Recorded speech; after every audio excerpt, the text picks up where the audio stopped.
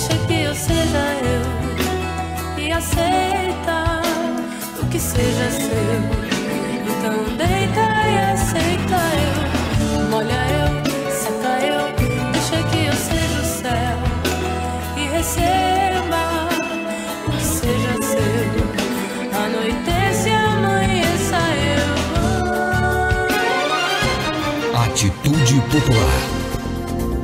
Olá, bom dia, boa tarde ou boa noite, tudo bom, tudo bem? Seja bem-vindo, tá? Você está aqui na rádio Atitude Popular com o programa dos movimentos sociais do Ceará, Democracia no Ar.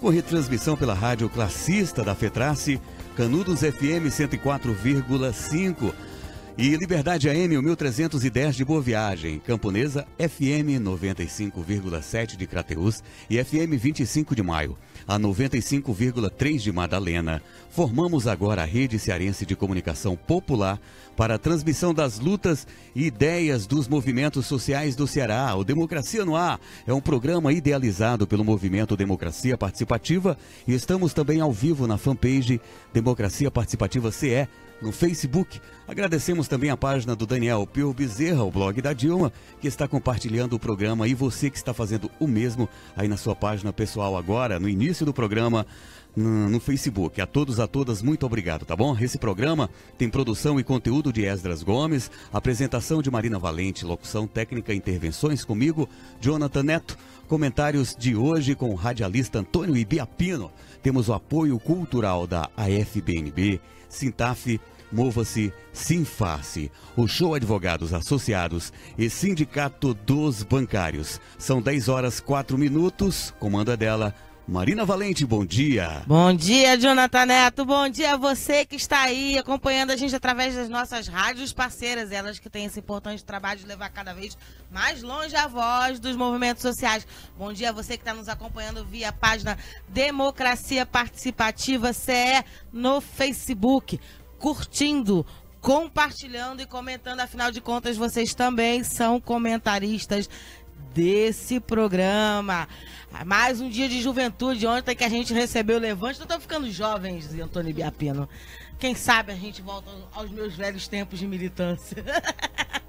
Estamos recebendo aqui a coordenadora do CUCA, os Centros de Cultura da UNE, aí, que retomaram com toda a força aí de umas gerações, desde lá do PETA para cá, e a gente tá vendo ela crescer e fazer cultura como fazia ali na época, na sua gloriosa época dos anos 60, e que fomentava a cultura no Brasil inteiro.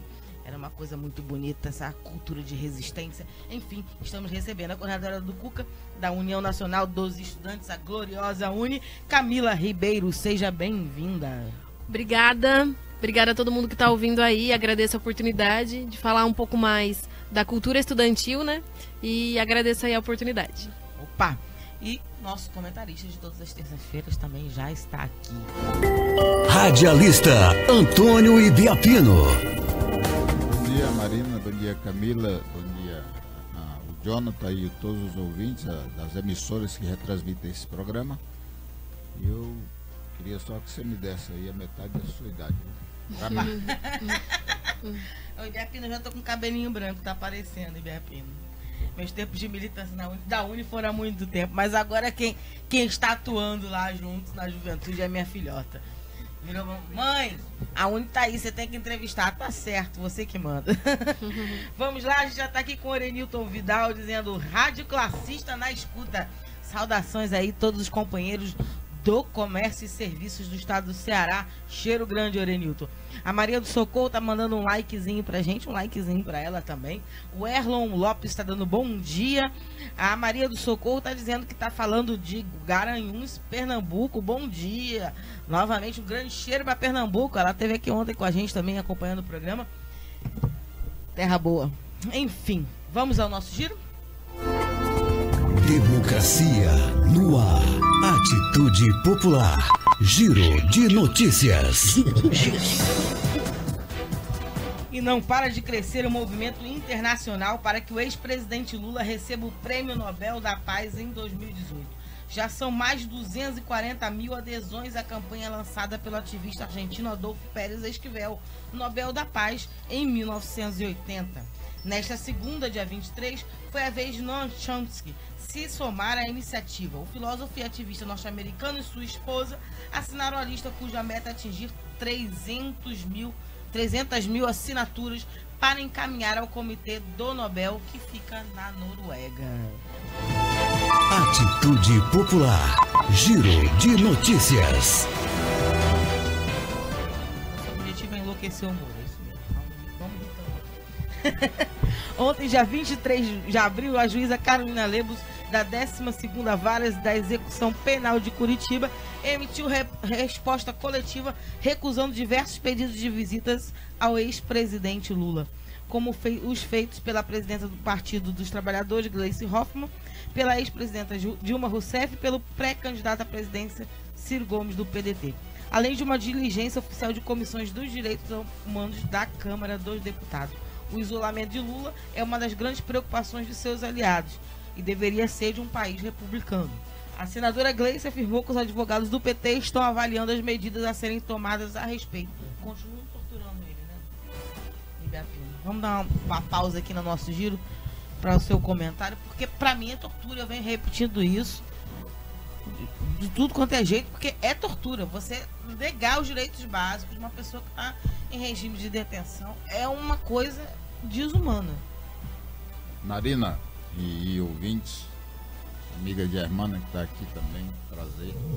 Está se preparando que você vai comentar aqui no meu lugar. Você é melhor do que eu. Então, o Brasil é um país de ideias escravocratas. Esse país é um país muito bom, muito grande, muito rico, tem muita gente do bem e a gente gosta desse país. Mas aqui prevalece uma ideia escravocrata que é muito nojenta. É um poder dominante, muito nojento, que sujeita os de baixo, que eles mesmos colocaram para baixo como se fosse lixo debaixo de um tapete. Marina,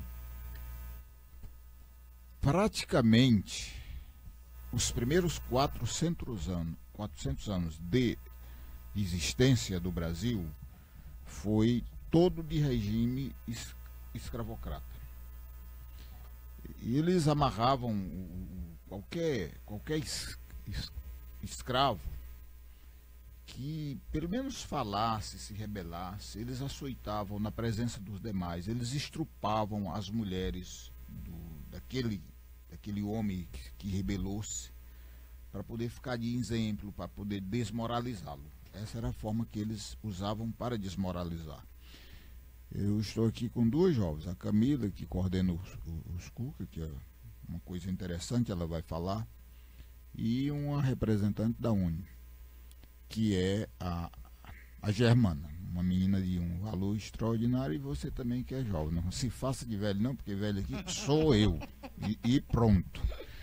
Já tô com problema de Então, junto, essa juventude tem que visitar os museus, tem que conhecer a história do país.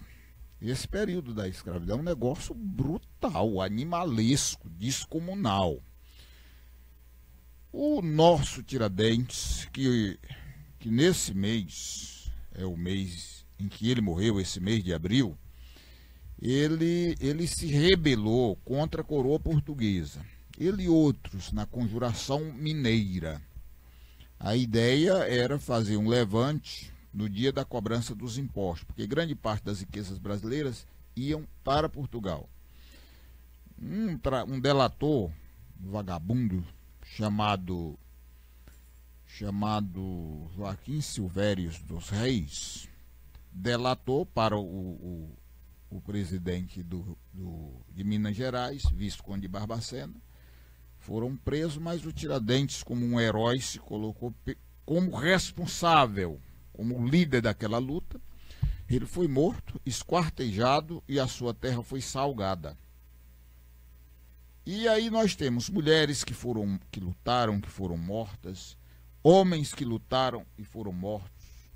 E nós temos hoje, por exemplo, o Lula, que está preso, isolado, como se ele fosse um criminoso perigoso. Por quê?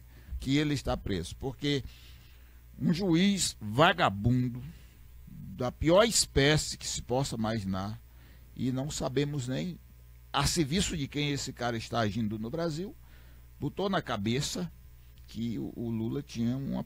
Aliás, botou na cabeça não, ele não tem prova, ele botou na cabeça de muita gente que o Lula tem um apartamento que fora dado por uma empresa.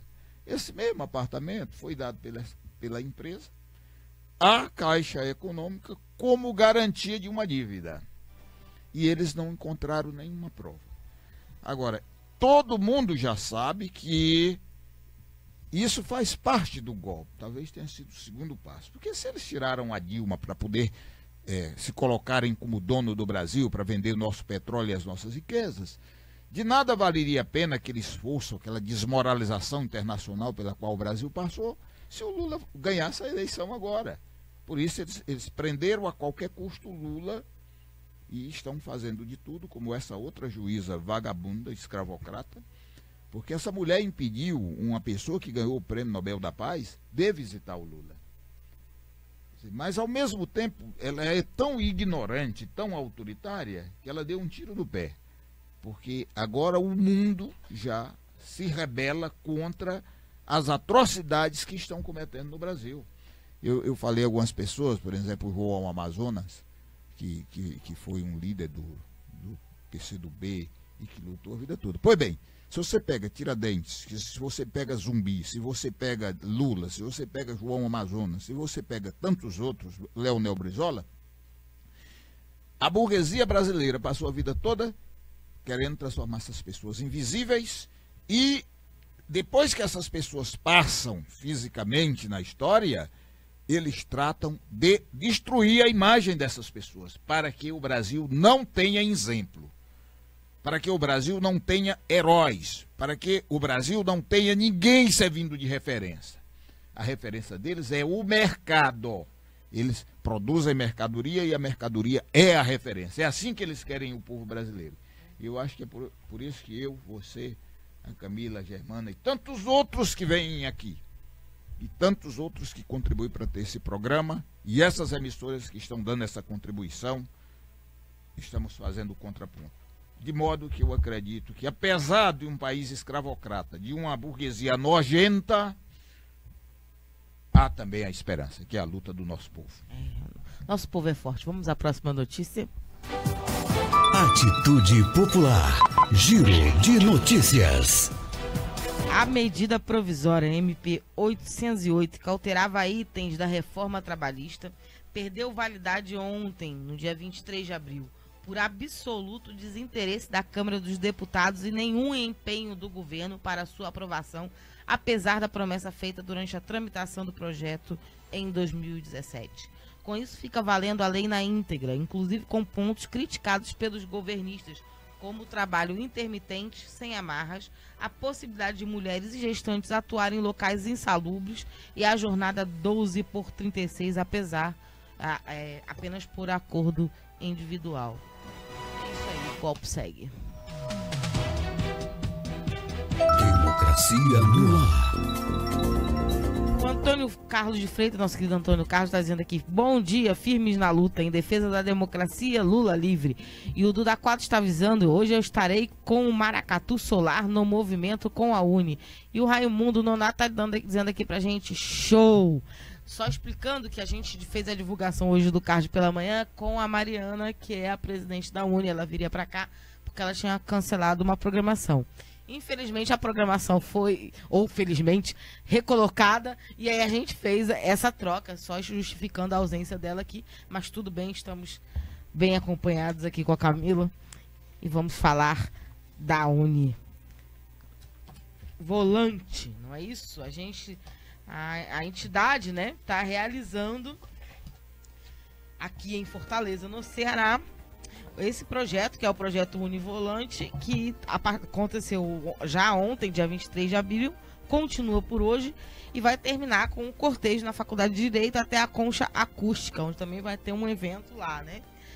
E a gente vai falar sobre isso com a Camila e também com os comentários aqui do Ibiapino. Bom, vamos explicar para os nossos ouvintes o que é a Univolante, né? Ela é uma nova caravana da Uni? Seria isso? É uma ideia nova? Como é que é? Sim, na verdade, a Univolante teve sua primeira edição na década de 60, né? Onde no Brasil, inclusive, havia algo muito parecido com o momento político que a gente está vivendo hoje, que tinha uma incursão golpista que não queria dar posse ao presidente João Goulart, por justamente ser um presidente que falava muito das reformas de base, né? Da reforma agrária, da reforma universitária e das principais lutas do nosso povo. Então a Uni realiza a sua primeira edição da Univolante, que ela sai rodando as universidades do Brasil e falando especialmente da reforma universitária, que naquele momento apenas 1% da juventude estava dentro da sala de aula. E o CPC da Uni, o Centro Popular de Cultura, daquela época, tinha uma ação extraordinária, que era de dialogar com a sociedade através do teatro, através de uma peça que se chamava O Alto dos 99, que era justamente para falar desses 99% da juventude que estavam fora e alijados do direito de acessar a universidade. Então a gente percorreu todas as universidades do Brasil, falando das reformas de base, defendendo o Jango e defendendo uma nova universidade, né? E hoje, quase 60 anos depois, a gente reedita a Univolante, sai percorrendo as universidades com 3 bandeiras. A primeira delas é a bandeira da educação, porque a Uni tem como sua preposição mais forte e geral defender a educação brasileira, defender a educação pública, gratuita e de qualidade.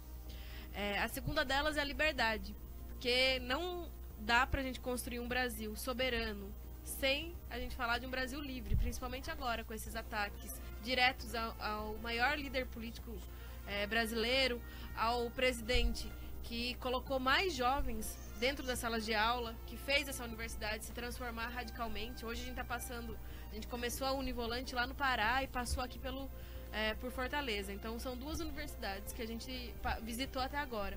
Mas nessas 2 universidades a gente já pode ver a nova sala de aula, que tem mais cara do povo brasileiro. Hoje a sala de aula tem mais negros, tem mais indígenas, tem mais a classe trabalhadora. E olhar essa sala de aula também, a gente vê um retrato desses últimos 10 anos de Brasil e de governos populares que possibilitaram com que a gente colocasse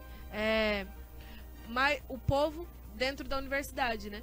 E é esse presidente hoje que está encarcerado, que a gente falou mais cedo aqui, e que a gente precisa defender a liberdade, não só de Lula, mas a liberdade de todos os brasileiros e do Brasil. E a terceira bandeira da Univolante é a democracia, porque não existe possibilidade de futuro para a juventude e para o povo no geral se a gente não defende uma democracia, se a gente não defende que no próximo semestre, no próximo outubro, a gente consiga realizar eleições livres, limpas e diretas, com que todos os candidatos tenham o direito de concorrer e com que o povo possa eleger um projeto para o Brasil, né? Porque o que a gente vê hoje, depois de um golpe de Estado, é um projeto sendo implementado que não passou pelo crivo das urnas, que o povo não elegeu.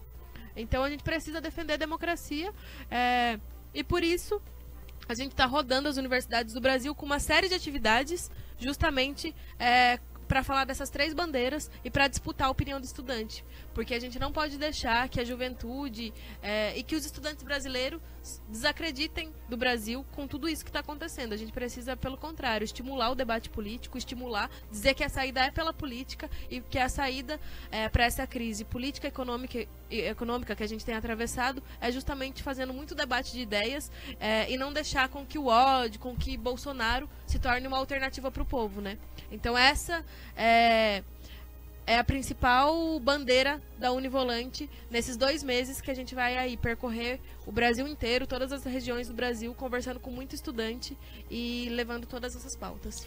O Luan Américo está dizendo: juventude de luta, viva longa essa nova geração de jovens que querem mudar o nosso país.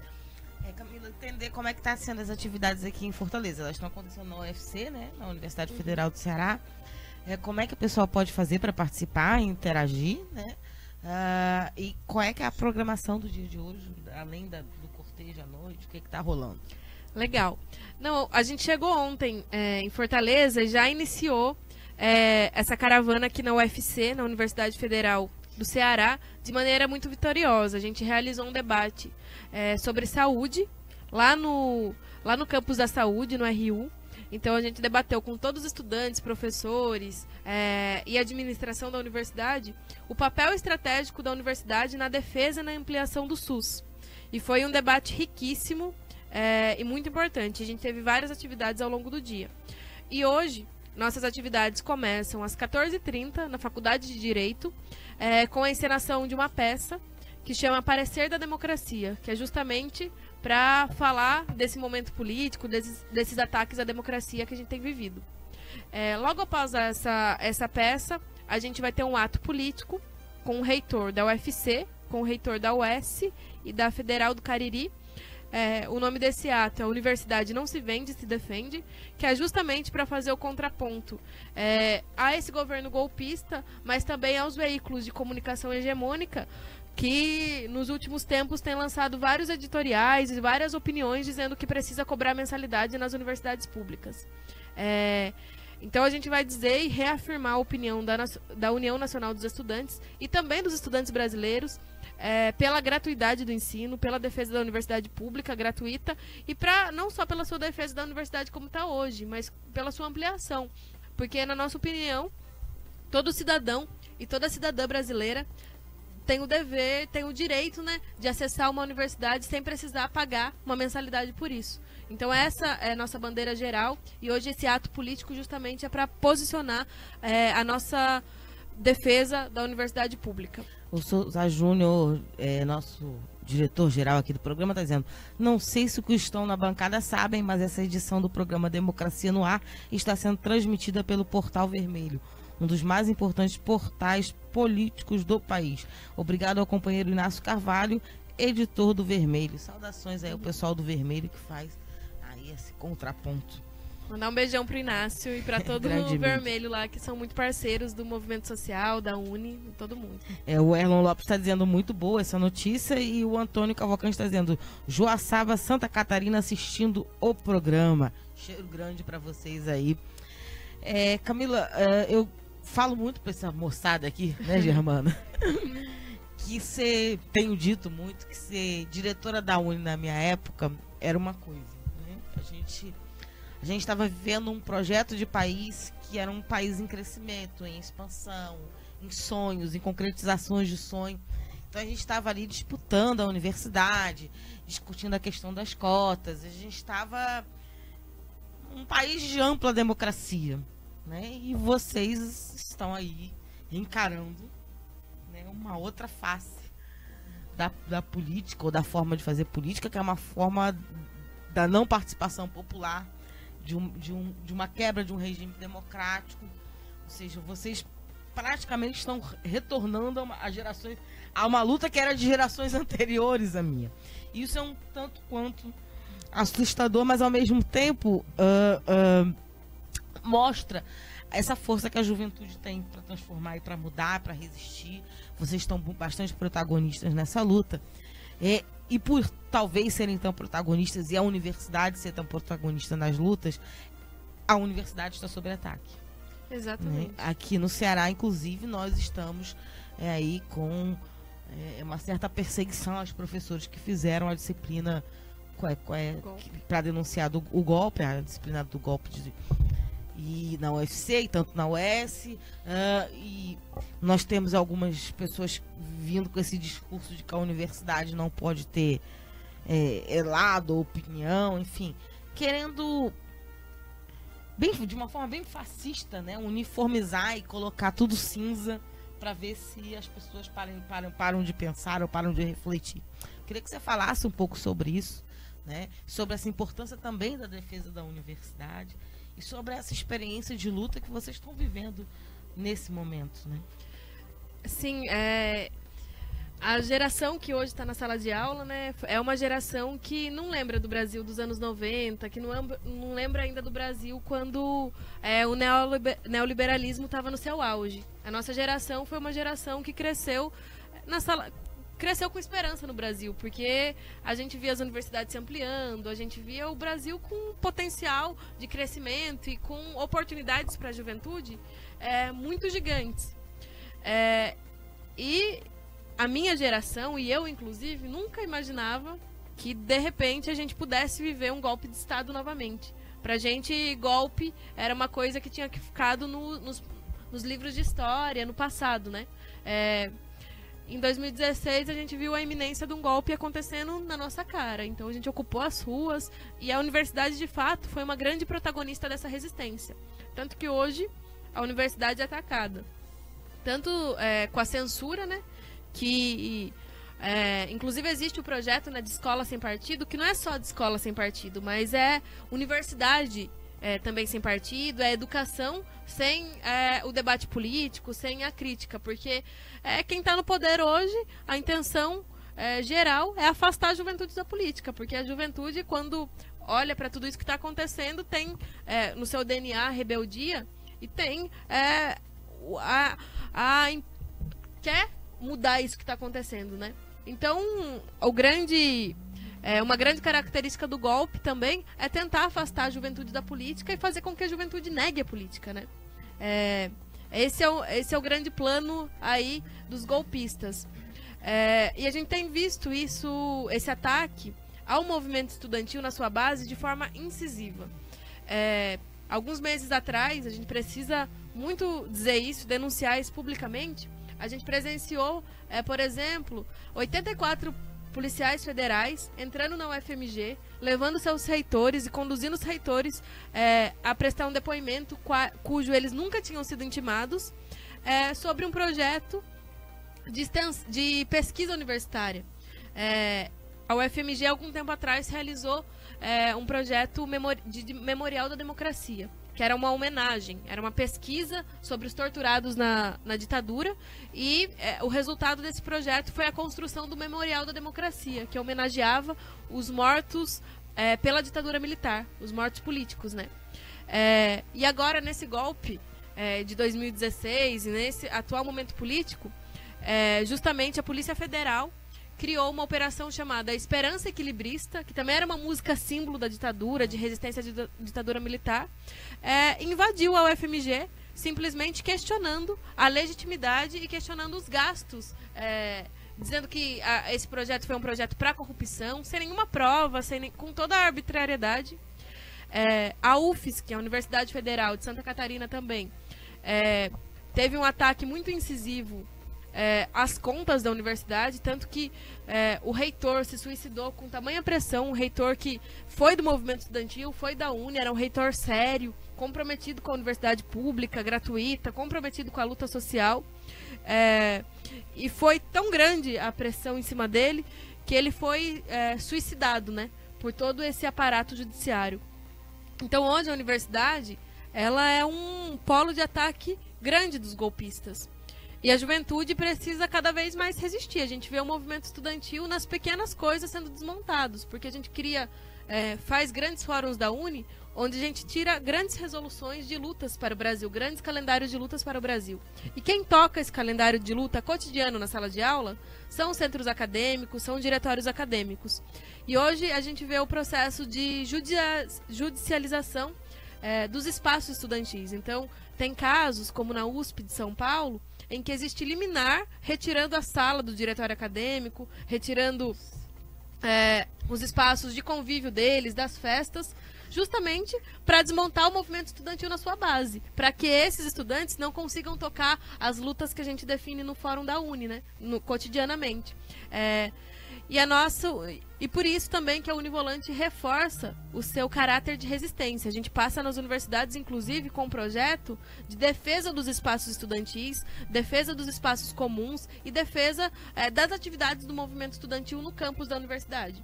Essa é uma das características da Univolante, porque esse momento justamente é um momento de resistência e de muita luta, e não deixar com que quem quer abafar a nossa luta ganhe da gente. A gente vai dar respostas muito mais incisivas.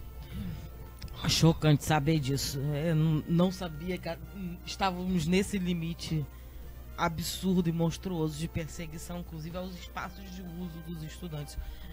Mas a gente vai conversar mais sobre isso, comentários de Antônio Biapino, depois do nosso break aqui. A gente já tem recado aqui do Portal Vermelho e também mais um recado do Erlon, que também a gente vai ler já no nosso retorno. É com vocês, Jonathan Neto. Seja bem-vindo! Democracia no ar!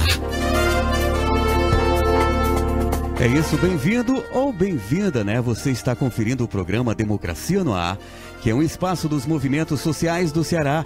Temos o apoio cultural da AFPNB, Mova-se, Sintarf, Sinfarce, o Show Advogados Associados e Sindicato dos Bancários.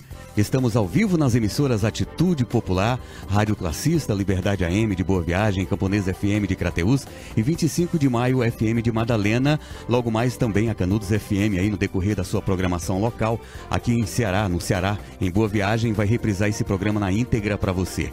Estamos ao vivo na página Democracia Participativa CE no Facebook, na página do Daniel Pirro Bezerra, o blog da Dilma e outras páginas pessoais que estão compartilhando o programa Democracia no Ar. A todos, a todas, muito obrigado por compartilhar o programa. Esse programa Democracia no Ar é uma realização do movimento Democracia Participativa. Te peço mais um minuto e a gente volta com a segunda parte do programa de hoje, Democracia no Ar. Atitude Popular. Sua rádio com atitude. Espaço Parlamentar Popular. A voz de quem luta no parlamento em favor dos interesses populares. Alô Parlamentar. Chico Lopes. A intervenção federal no Rio de Janeiro foi uma tentativa de mostrar ação e melhorar a imagem do governo Temer, rejeitado por 97% da população. Mas o deputado Chico Lopes, do PCdoB do Ceará, alerta que só discurso não adianta. O governo precisa garantir orçamento para a segurança. O orçamento tem que prever, seja ele estadual ou federal, o orçamento para a segurança, que é um dos setores mais importantes. O deputado retratou quais são as maiores demandas do público diante dos problemas com a criminalidade crescente. Portanto, é necessário que nós tenhamos lei mais rápida e que tenha mais também pessoas na rua que tem que ser mais duro com esse tipo de comportamento na sociedade. Espaço Parlamentar Popular. Atitude Popular. Sua rádio com atitude.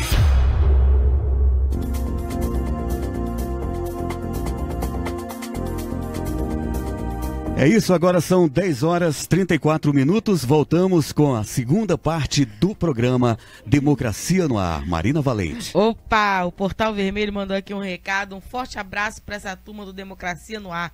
Marina e Biapino, que fazem um contraponto à mídia hegemônica com a visão do trabalhador. Um beijo especial para Camila Ribeiro, que conduz o Cuca da Uni com muita habilidade e dedicação. E a Germana Amaral, que também é uma lutadora de grande valor. Todo sucesso à Univolante no Ceará. Valeu, Vermelho. Todo sucesso a vocês também aí, que também fazem esse importante contraponto, aliás, com muita seriedade. É bom a gente ter, porque às vezes a gente também tem os fake news da esquerda, né, do campo progressista. E então é bom a gente saber que tem veículos que são sérios e que dão a notícia com as informações corretas para a gente fazer a disputa realmente no nível que ela precisa ser feita. O Erlon Lopes está dizendo: eu vejo que essa ruptura foi providencial, pois não há como ter democracia se não houver um aporte popular em todas as frentes. Não podemos garantir o poder sem um sindicato forte, sem uma união de estudantes articulada e sempre rediscutindo os próximos acontecimentos. Os únicos que se mantiveram em prontidão foram o movimento Sem Terra e Sem Teto, que nos sirva de exemplo, que nos faça refletir sobre a vigilância permanente. Uma greve geral seria uma arma para ter Lula livre. Onde estão esses valorosos guerreiros do movimento sindical? Biapino, acho que você, que é um especialista na área, pode responder isso aí. Mas o Luiz Bernardo também tá, a Lamparina também está dando aqui um seu recado, dizendo: entrando agora, parabenizando o programa com um abraço especial ao meu companheiro e irmão Ibiapino. Não sei se já foi discutido, mas gostaria de saber se a juventude tem discutido o processo eleitoral e como essa juventude pensa em intervir no processo e, ao mesmo tempo, propor ao programa uma edição para discutir candidaturas negras. Boa sugestão, Luiz Bernardo. A gente vai falar com o nosso produtor aqui, o Esdras, que é uma boa ideia, né, Ibiapino? Acho que a gente pode fazer essa discussão.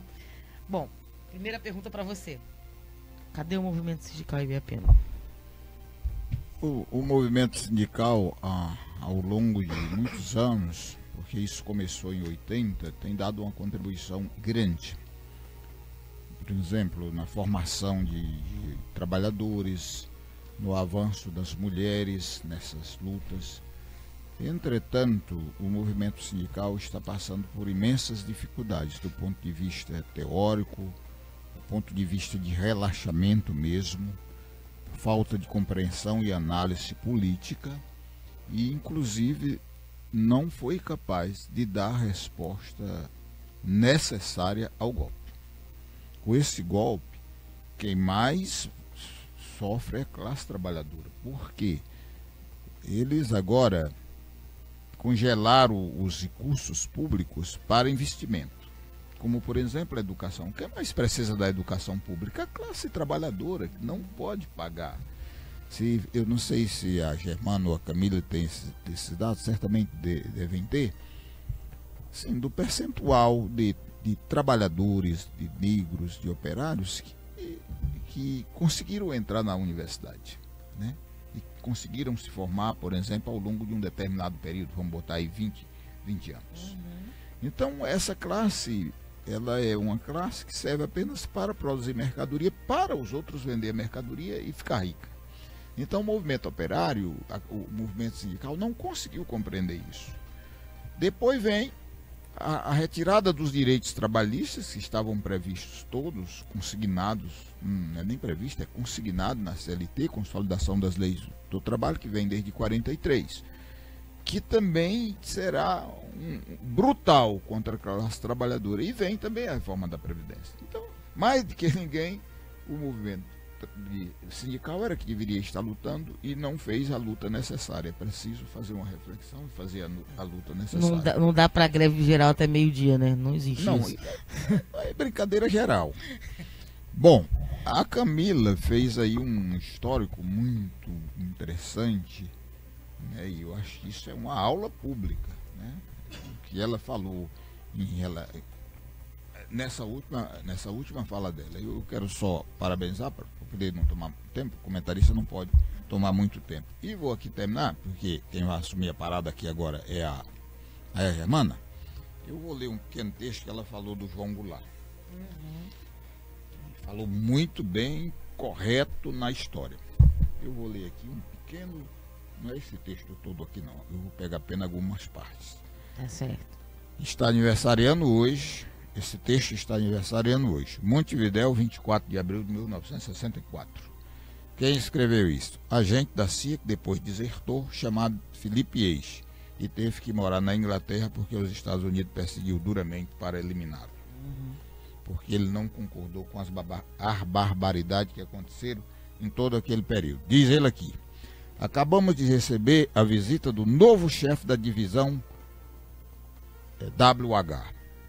Aqui vocês estão vendo que já está, né, classificado, WH.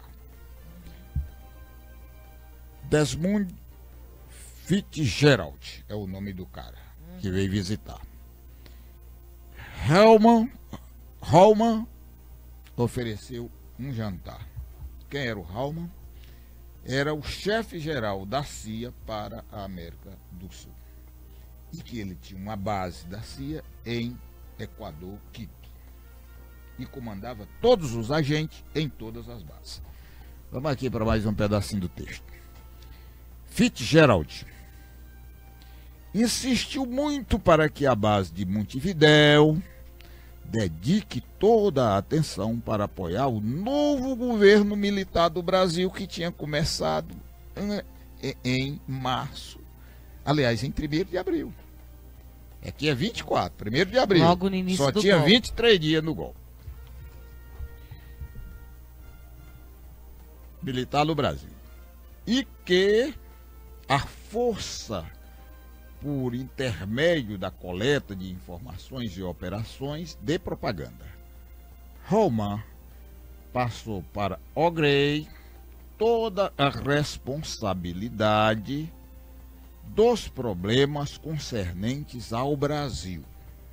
E o Brasil é um país muito interessante devido ao seu tamanho e a sua participação, a sua atuação geopolítica no mundo, naquele tempo já era. E a base do Rio de Janeiro vai colaborar, mandando para cá um dos seus agentes como adido militar da Embaixada do Brasil, trata-se de um coronel do Exército. Então, o Exército Brasileiro, quem está dizendo é o relatório da CIA, sabia que o golpe era elaborado e coordenado pelos Estados Unidos e pela CIA. Pois bem, esse coronel deve chegar a qualquer momento. O'Grady irá esperá-lo e o acompanhará, prestando-lhe assistência no desenvolvimento das operações para infiltração na comunidade dos exilados. Quem era essa comunidade? Os brasileiros, Leonel Brizola, Goulart e outros, né, que estavam no Uruguai, porque o Uruguai apoiou, né, tudo, era um país que tinha uma visão muito legal em relação à luta do povo.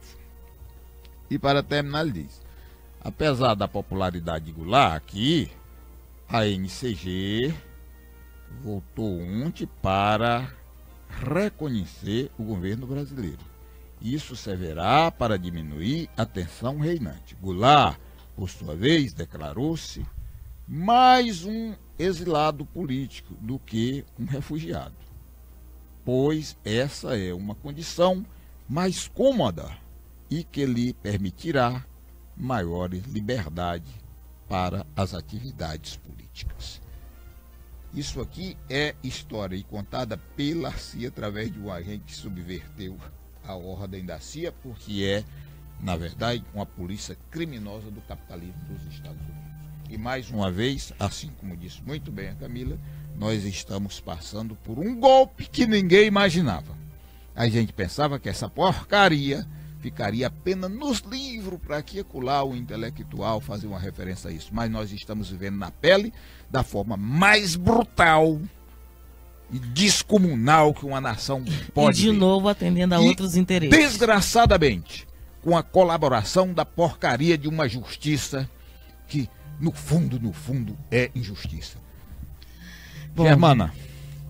A Germana vai subir aqui, ó. Somos Vir para o balcão. Troca de comentaristas nessa terça-feira.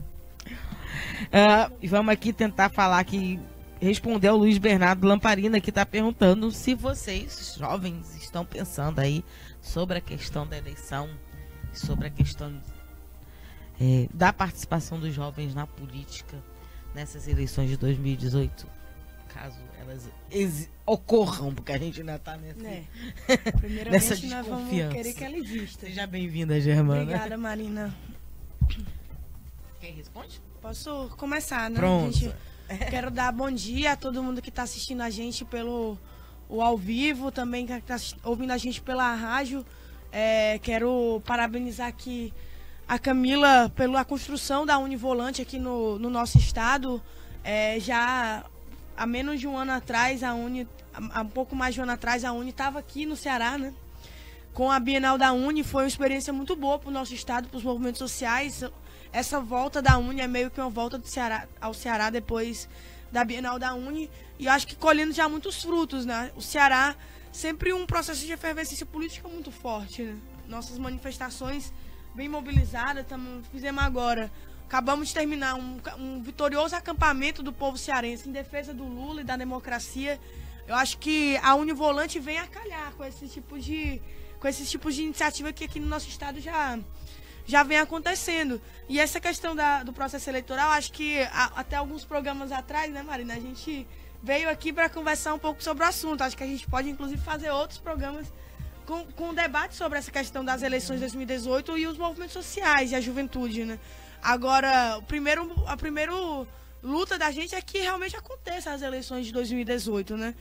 A questão da prisão do Lula agrava muito nesse sentido a nossa essa inquietação, né? Agrava essa inquietação sobre o processo eleitoral de 2018 e se os setores vão deixar que exista, né? Existindo, acho que precisa ter uma grande organização de unidade das esquerdas, do campo progressista, para além do processo dos partidos políticos que já têm conseguido construir até aqui, para que a gente consiga realmente dialogar uma frente ampla em defesa dos interesses nacionais, uma frente ampla em defesa do progresso do nosso país, uma frente ampla em defesa dos nossos recursos naturais, né, Biapino? Que vem sido desgastado, e acho que a universidade vem nesse sentido, né? A universidade vem falando, acho que a Univolante vem falando sobre isso. Como que a nossa universidade vai defender o nosso projeto de país. E a Univolante vem construindo também um projeto de nação para ser colocado no tribo das urnas em 2018. O processo de protagonismo dos nossos jovens é forte. Então, várias novas lideranças políticas foram formadas nesse período. Alguns já conseguimos visualizar o processo de alinhamento com esse campo do processo eleitoral. E eu acho que a juventude precisa, para além de 2018, pensar esse processo eleitoral para além de 2018, mas pensar um projeto de nação que contemple os nossos jovens e traga uma vida mais justa e mais digna, mas que também una o quebra-cabeça da nossa história e diga que todas as conquistas sociais que nós tivemos aqui até agora foi fruto de muita mobilização, para além das urnas, mobilização nas ruas, mobilização em cima do projeto, mas que precisa urgentemente ser decidida nas urnas em 2018, porque nós queremos ocupar o centro do poder político da decisão política nacional. Isso aí, o Erlon Lopes está dizendo, com todos esses ataques contra os próprios direitos e vão ficar inertes, infelizmente temos que reverter essa triste realidade, repolitizar os sindicatos e retomar essa força indispensável para desenvolver os direitos dos trabalhistas surrupiados pelo golpe. Obrigado pela resposta, Bia Pena. E o Souza Júnior está dizendo aqui, no ano passado a Karine Vitral, então presidente da UNE, também esteve aqui no programa Democracia no Ar. É verdade, quem quiser rever a entrevista, ela está lá disponível na nossa página.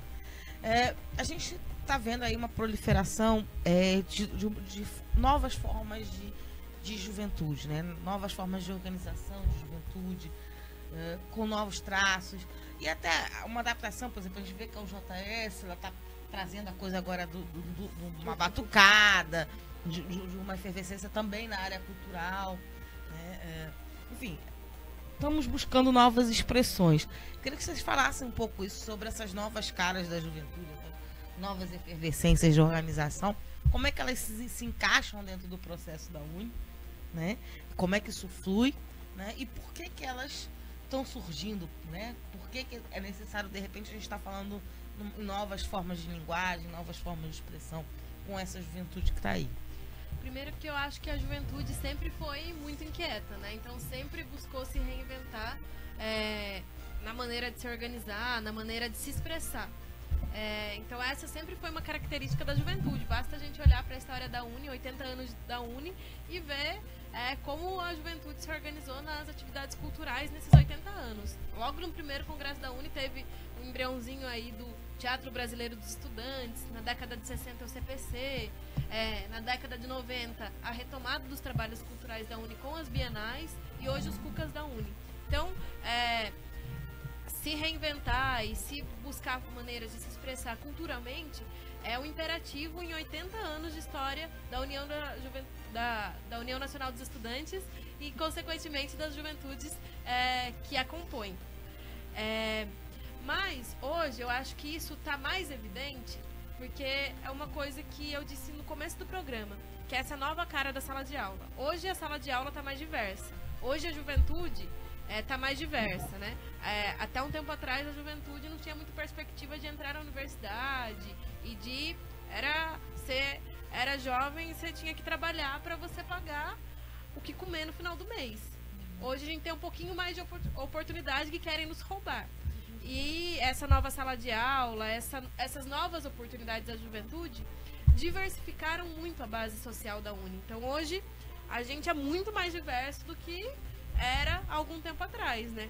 Então tem mais negros, tem mais LGBTs, tem mais pessoas que querem mostrar seu reconhecimento simbólico. Não basta só acessar a universidade, né? A gente precisa, essa juventude quer encontrar seu reconhecimento simbólico através da cultura na universidade. E por isso que é tão efervescente, por isso que tem tanta iniciativa.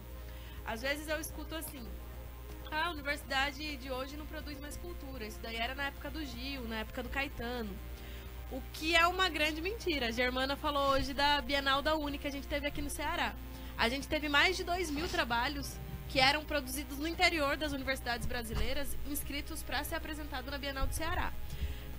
Então, prova que cotidianamente a universidade e a juventude têm ações de culturas diversas. O que a gente precisa criar é justamente plataformas para que essa juventude expresse e mostre a sua produção cultural, porque hoje a cultura hegemônica ainda, a mídia hegemônica, são espaços que só abrem para sempre para as mesmas pessoas. E pessoas que não são comprometidas com a luta social. O que a gente precisa criar cada vez mais, e é isso que a Uni tenta fazer, é isso que as juventudes que compõem a Uni tentam fazer também, é criar espaços para que essa arte possa ecoar. É por isso que hoje, inclusive no encerramento da Univolante, a gente vai realizar o Festival Inquietações, na Concha Acústica. Vai ser nosso grande encerramento, inclusive fazer o convite aqui para todo mundo de Fortaleza, para todo mundo que consiga vir aqui para a Concha Acústica da UFC. A gente vai ter vários shows de estudantes, mas também o Maracatu Solar, que é um importante agente aqui da cultura local, que é um maracatu muito simbólico, que é muito importante, muito parceiro da Uni, esteve na Bienal e agora vai estar com a gente de novo aqui na Univolante. O Gueto Roots, que é um projeto da periferia. A Lídia Maria, que foi do pessoal do Ceará, tem muita relação aqui com a cultura local. Os Alfazemas e uma série de artistas que vão estar com a gente ali fazendo essa aliança entre movimento estudantil, movimento social na defesa da democracia e falando justamente dessa efervescência cultural da juventude. O Erlon Lopes está dizendo parabéns, programa muito rico, valeu, muito obrigada pelo carinho. E a Regiane Oliveira está mandando várias palminhas pra gente aqui. Valeu, Regiane. Muito obrigada, Regi. A gente está chegando já para o final, mas antes das considerações eu tenho uma última pergunta. A cultura ela foi usada como plataforma pela Uni, já que a gente está aqui como coordenadora do CUCA, a gente tem que cair na pergunta da cultura. Ela foi usada pela Uni como uma plataforma de fazer, pensar, de contestar, não é? E de mudar a realidade. É uma cultura engajada, uma cultura que está ali para disputar mesmo a questão política do país. Isso sempre foi muito forte, né? A gente teve alguns anos aí, tanto das caravanas quanto do próprio CUCA da Uni, que foi parado, a gente parou de fazer e retomou, né? E agora a gente está num novo cenário, né, da disputa política, onde a gente tem que disputar mentes e corações com muita intensidade, né?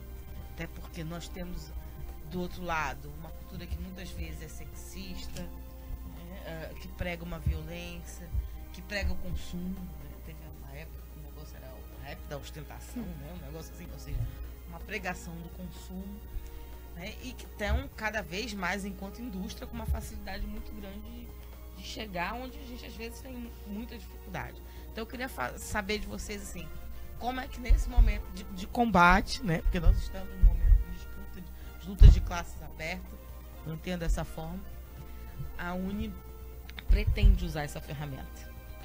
Tem uma frase que diz, né, que na luta de classes todas as armas são necessárias, pão, pedras e poesias. E eu acho que é muito nesse sentido que a gente desenvolve trabalho cultural da União Nacional dos Estudantes através do CUCA da Uni. A gente precisa disputar a opinião da sociedade, disputar a opinião da juventude. E a gente tem uma campanha incisivamente para dizer que discurso político não pode ser ouvido, que política é chata. E eu acho que a cultura é uma arma, inclusive, que a gente precisa se apoiar muito e usar para fazer uma disputa mais ampla. Porque às vezes na universidade, o estudante ele não vai naquele debate que a gente vai falar sobre o golpe. Mas talvez se a gente estiver fazendo um teatro sobre esse momento político que a gente atravessa no Brasil, ele pare 5 minutos do seu tempo para olhar ali e aquela mensagem toque o coração dele e ele vai falar, poxa, olha o que está acontecendo com o Brasil, deixa eu me repensar aqui. Talvez a gente passe numa sala de aula e o estudante fique bravo com a gente e está interrompendo a aula para dizer que o Brasil está passando por um processo de desmonte. Mas se a gente escreve uma poesia falando do desmonte do Brasil e o estudante lê e se sensibiliza com aquilo, ele pode falar, cara, o movimento estudantil é um caminho para mudar isso que está posto. Talvez o estudante ache que tudo bem o Estadão ou a Folha de São Paulo falar da cobrança da mensalidade.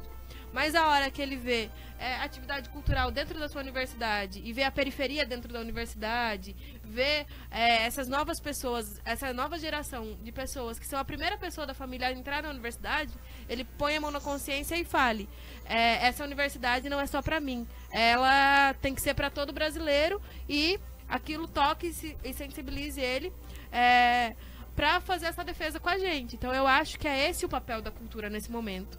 É mais uma arma para a gente disputar a consciência das pessoas. E eu acho que o fundamental, nesse momento do Brasil, e o que é mais importante para a gente, é disputar a mente das pessoas e o coração das pessoas. Porque a gente precisa de todo mundo para a gente construir esse novo mundo possível e para a gente superar essa crise. Não dá para superar essa crise e todas essas dificuldades que estão postas sem uma ampla aliança entre os estudantes, entre a juventude, entre a classe trabalhadora, entre o movimento sindical. E eu acho que a cultura é a argamassa que faz o nosso povo, que faz esse monte de gente se reconhecer enquanto humanidade, enquanto nação.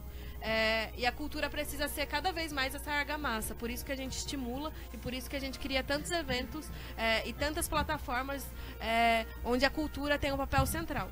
Justamente por isso. Bacana.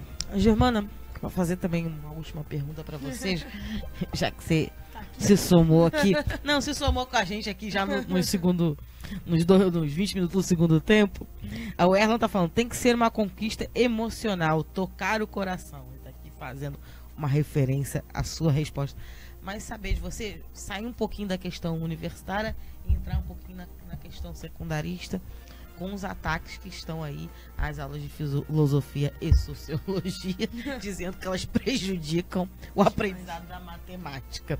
Eu queria, por favor, que você comentasse essa tentativa de editorial, né, dessa grande mídia, completamente fora de contexto e desinformado, mas que mostra que, novamente, um ataque à formação secundarista do nosso país, né? E que vai levar esses futuros secundaristas a uma entrada na universidade sem uma formação humanística. Exatamente. Marina, na verdade, tudo está interagindo, né? Tanto a questão desses secundaristas quanto a questão dos universitários. A Camila falou aqui mais cedo sobre a questão dos ataques que o UFC vem sofrendo também por conta do curso, da disciplina contra o golpe, né? Sobre o golpe de 2016. Então, alguns professores da UFC também já estão sendo investigados pelo Ministério Público Federal por conta disso. Na verdade, o cerceamento do ensino e do pensamento crítico é o que vem sendo colocado em questão, seja na universidade, seja no ensino médio, seja no ensino secundarista. Uma questão chamada liberdade de cátedra, que é a liberdade do ensino e a liberdade do livre pensamento da expressão dentro das universidades e da escola é um direito que vem sendo violado paulatinamente, né? Seja com a criminalização dos movimentos sociais que impede os grêmios de se organizarem dentro das escolas, ou seja com a própria lei da mordaça, né? Que eles chamam de escola sem partido, para ter um pouco de afeição com a sociedade, que na verdade não é uma despartidarização das escolas, porque as escolas elas têm um livre pensamento, as escolas têm um livre pensamento democrático, onde várias ideias coadunam e se movimentam, e é lá na escola onde nós aprendemos a respeitar os diferentes, onde nós começamos a aprender a ter respeito pelas mulheres, pelos homossexuais, pelas pessoas de etnias diferentes da gente, né? É na escola onde a gente começa a combater o racismo, a LGBTfobia e o machismo, né? E na escola também que nós conseguimos aprender as primeiras lições sobre cidadania. E as disciplinas como história, filosofia, sociologia, as artes, a educação física, são exemplos de disciplina que deixam a escola menos tecnicista, né?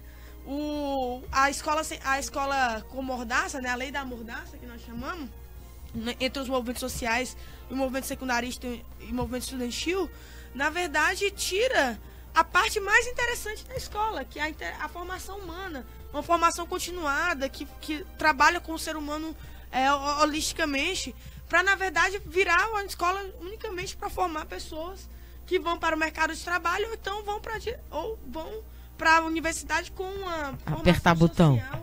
Uma formação social mínima, né? Aprender a bater martelo e apertar o botão. E isso é o interesse daqueles que não querem a formação do nosso povo, que não querem que os nossos jovens tenham direito à emancipação, a partir da educação, o Paulo Freire, patrono da educação brasileira, hoje vem sendo, acho que hoje deve estar se revirando todo, porque a educação brasileira vem colocada com um projeto de desmonte das nossas escolas, do pensamento crítico, um projeto de desmonte do nosso ensino técnico, que tira investimentos nos IFs. Já tem IFs no Brasil, né? O IF de Sobradinho, que é o FB, né, de Brasília, já vem sendo fechado, né? Na Bahia também tem IFs que estão sendo fechados.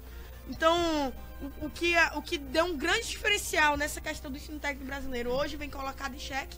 E a questão de dentro das universidades, tanto com a perseguição dos professores, que colocam em suas disciplinas esse cunho mais progressista e de denúncia do poder judiciário, do que vem acontecendo no nosso país, e tanto também com o desmonte da ciência e tecnologia, do desenvolvimento nacional. O que foi muito colocado ontem no debate da Univolante no Porangabuçu foi isso. A saúde pública também vem sendo precarizada por conta do desmonte das nossas riquezas nacionais, do nosso serviço público. As nossas escolas estão indo também nesse sentido, né? Escolas fechando, escolas que não têm mais condição de manter todas as disciplinas. Essa reforma do ensino médio que está passando, nós somos veementemente contra, que é uma deforma do ensino médio, a separar em nichos pedagógicos não nos adianta, porque é opcional para as escolas quais eles vão conseguir. Então, aqueles que são de ensino mais qualificado, né? Hoje eu vi uma pessoa dizendo que os cursos de humanas eram cursos lúdicos. E uma pessoa do movimento estudantil da universidade, do movimento retórico. Então, dentro da universidade nós fazemos esse enfrentamento também. De que a educação pública é um direito nosso e que a educação precisa ser valorizada em sua essência, em sua totalidade, dos cursos de humanas aos cursos de engenharia, ao curso de direito, aos cursos de economia, ao nosso ensino básico, ao nossos jovens, né? Hoje os jovens saem da escola, Marina, porque na verdade eles não se sentem interessados pela escola, né? Uma grande evasão escolar.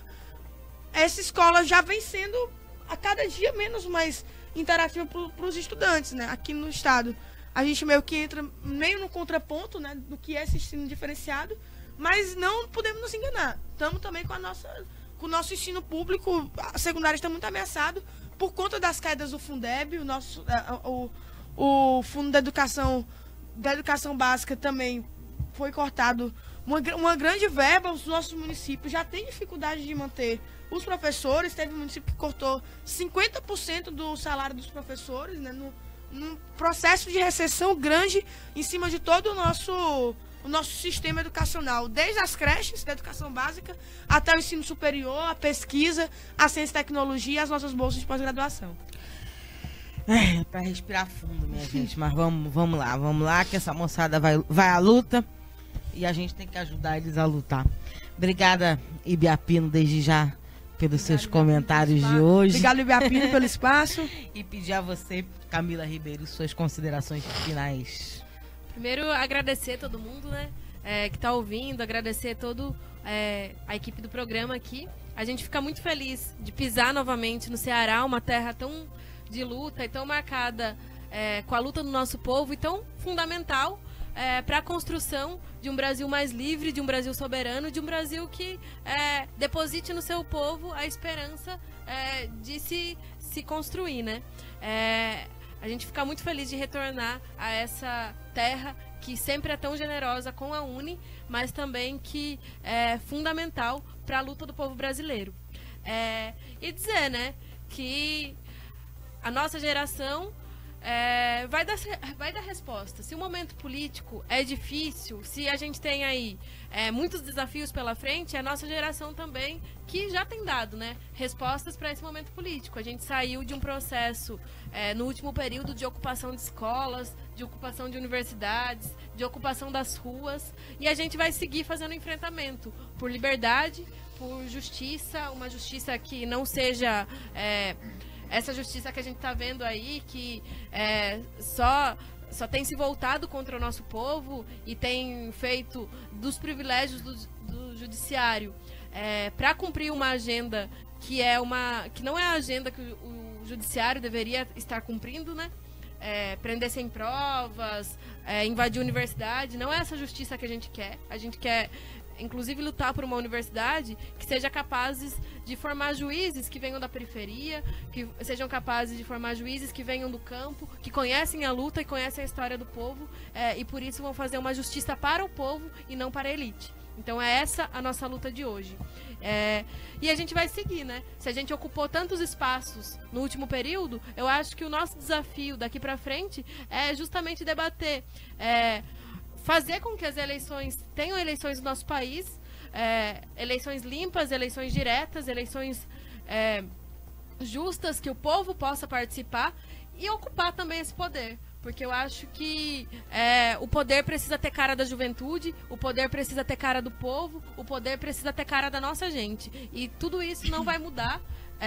Os golpes vão continuar acontecendo enquanto as mesmas pessoas de uma elite escravocrata, de uma elite que é colonizadora, continuem lá, nesse poder. Então, eu acho que o nosso grande desafio da juventude é seguir com as ocupações e ocupar agora lugares centrais, lugares de decisão do nosso país, para que a gente consiga mudar essa realidade que está posta. E é isso, a gente vai seguir na luta. Se os desafios são grandes, nossa coragem e nossa disposição para mudar o Brasil é muito maior, e certamente essa geração não vai decepcionar o país e vai seguir dando respostas e escrevendo as próximas páginas do Poder Jovem Brasileiro. O futuro a vocês pertence.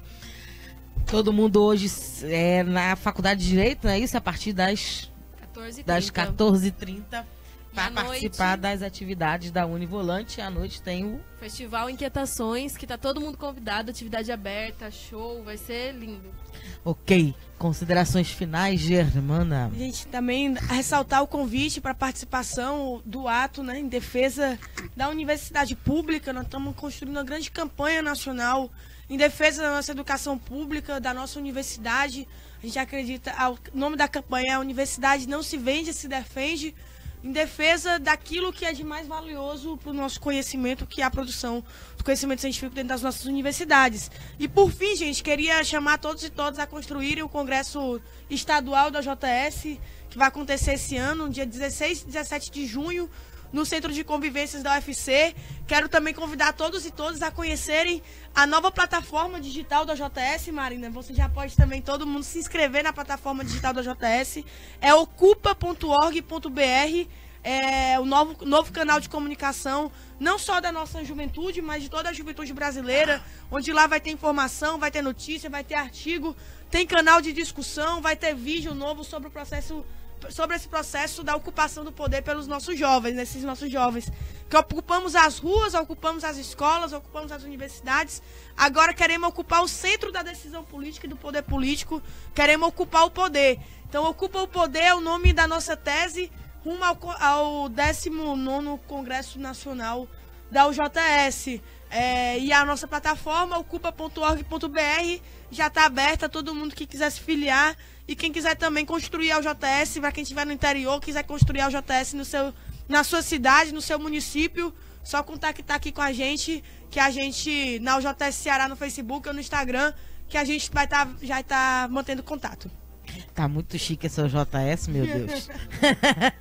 É isso aí, bacana. É importante fazer a disputa da comunicação mais do que nunca.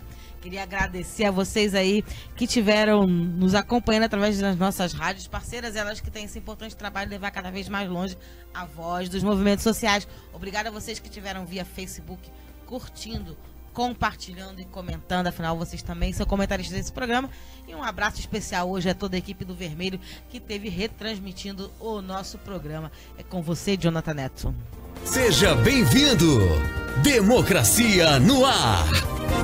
Bem-vindo para uma nova edição que eu convido desde já você a se fazer presente aí onde você estiver. A partir de 10 horas da manhã, amanhã, uma nova edição do programa Democracia no Ar, que é um programa dos movimentos sociais do Ceará.